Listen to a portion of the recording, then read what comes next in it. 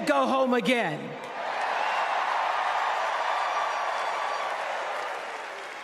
After watching the Obamas last night, that was some epic fire, wasn't it? Some epic fire.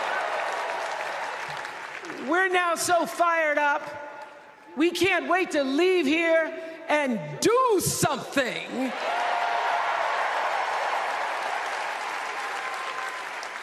And what we're going to do is elect Kamala Harris as the next president of the United States.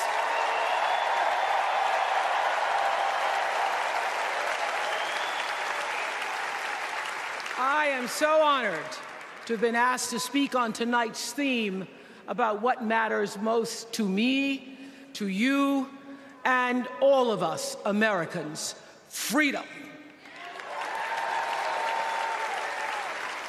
There are people who want you to see our country as a nation of us against them, people who want to scare you, who want to rule you, people who'd have you believe that books are dangerous and assault rifles are safe, that there's a right way to worship and a wrong way to love, people who seek first to divide and then to conquer.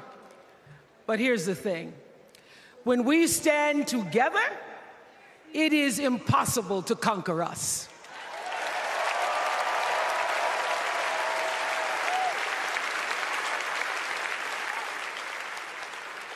In the words of an extraordinary American, the late Congressman John Lewis,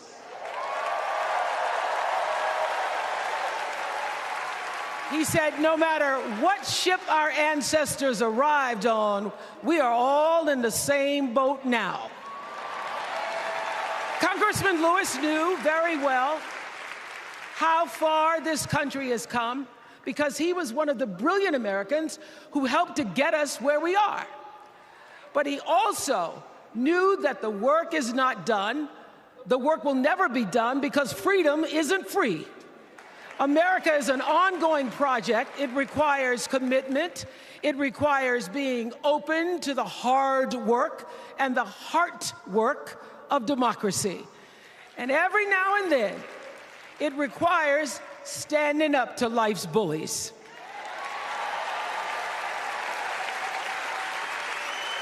I know this. I've lived in Mississippi, in Tennessee, in Wisconsin, Maryland, Indiana, Florida, Hawaii, Colorado, California, and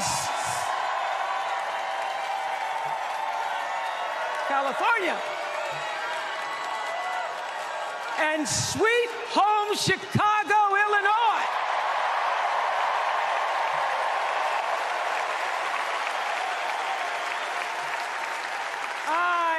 Have actually traveled this country from the redwood forests, love those redwoods, to the Gulf Stream waters. I've seen racism and sexism and income inequality and division. I've not only seen it, at times I've been on the receiving end of it. But more often than not, what I've witnessed and experienced are human beings, both conservative and liberal, who may not agree with each other, but who'd still help you in a heartbeat if you were in trouble. These are the people who make me proud to say that I am an American.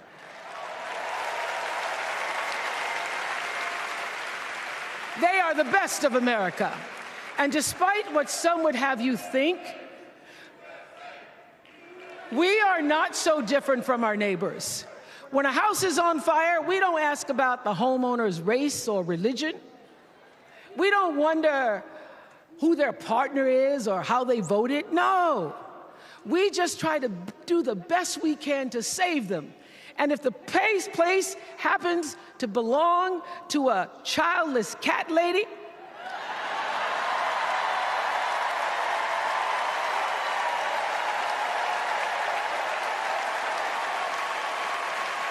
well, we try to get that cat out too.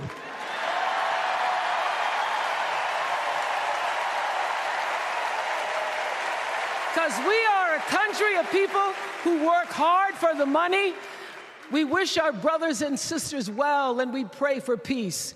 We know all the old tricks and tropes that are designed to distract us from what actually matters, but we are beyond ridiculous tweets and lies and foolery. These are complicated times, people, and they require adult conversation. And I welcome those conversations because civilized debate is vital to democracy, and it is the best of America. Now, over the last couple of nights, we have all seen brave people walk onto this stage and share their most private pain. Amanda and Josh, Caitlin, Hadley, they told us their stories of rape and incest and near-death experiences from having the state deny them the abortion that their doctor explained was medically necessary. And they've told us these things for one reason, and that is to keep what happened to them from happening to anybody else. Because if you do not have autonomy over this, if you cannot control when and how you choose to bring your children into this world and how they are raised and supported, there is no American dream.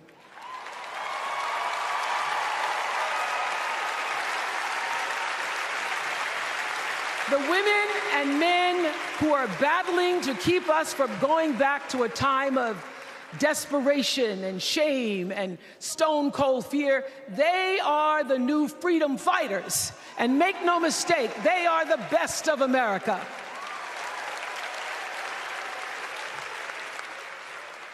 I want to talk now about somebody who's not with us tonight. Tessie Prevost Williams was born in New Orleans not long after the Supreme Court ruled that segregated public schools were unconstitutional. That was in 1954, same year I was born. But I didn't have to head to first grade at the all-white McDonough 19 school with a U.S. Marshal by my side like Tessie did. And when I got to school, the building wasn't empty like it was for Tessie. You see, rather than allowing McDonough to be integrated, parents pulled their kids out of the school, leaving only Tessie and two other little black girls, Gail Etienne and Leona Tate, to sit in a classroom with the windows papered over to block snipers from attacking their 6-year-old bodies. Tessie passed away 6 weeks ago. And I tell this story to honor her tonight because she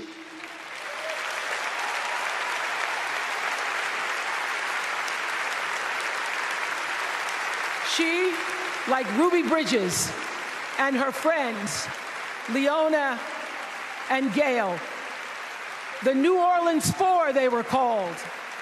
They broke barriers and they paid dearly for it.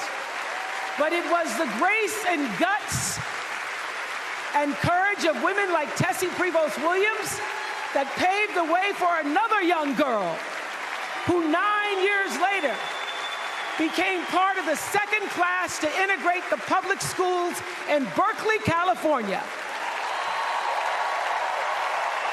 And it seems to me that at school and at home, somebody did a beautiful job of showing this young girl how to challenge the people at the top and empower the people at the bottom. They showed her how to look at the world and see not just what is, but what can be. They instilled in her a passion for justice and freedom and the glorious fighting spirit necessary to pursue that passion.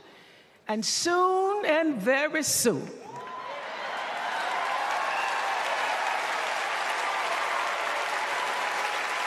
and very soon, we're going to be teaching our daughters and sons about how this child of an Indian mother and a Jamaican father, two idealistic, energetic immigrants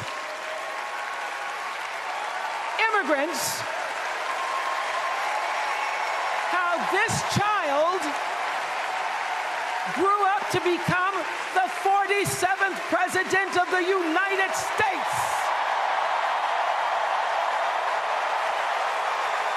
That is the best of America.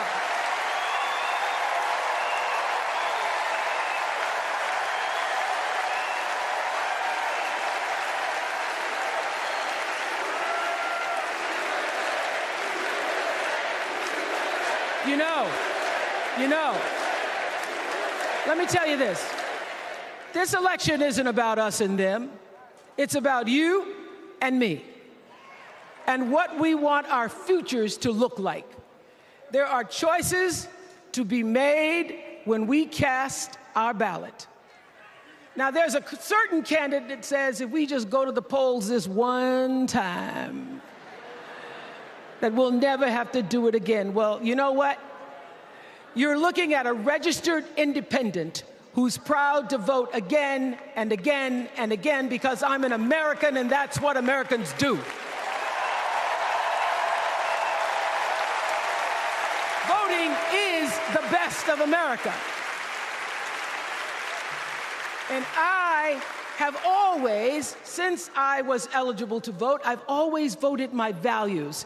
And that is what is needed in this election now more than ever. So I'm calling on all you independents and all you undecideds.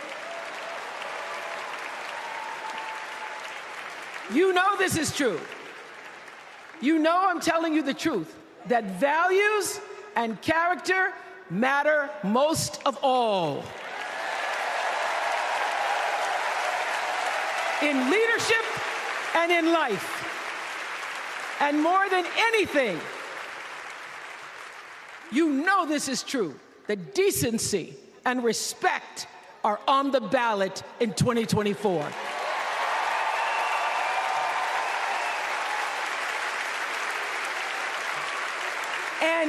And just plain common sense.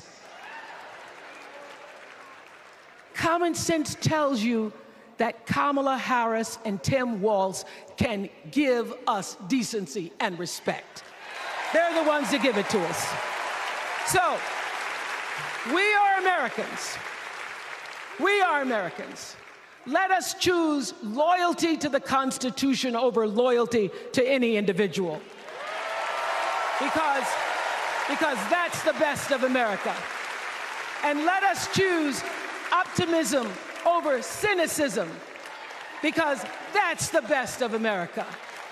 And let us choose inclusion over retribution. Let us choose common sense over nonsense.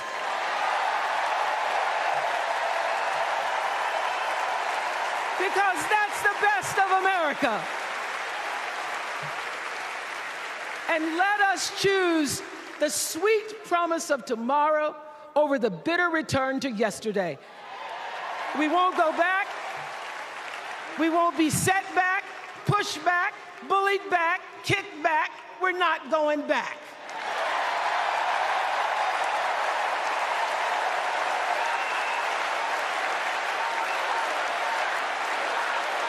Not going back. We're not going back. So,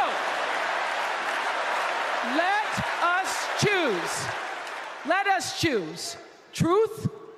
Let us choose honor. And let us choose joy.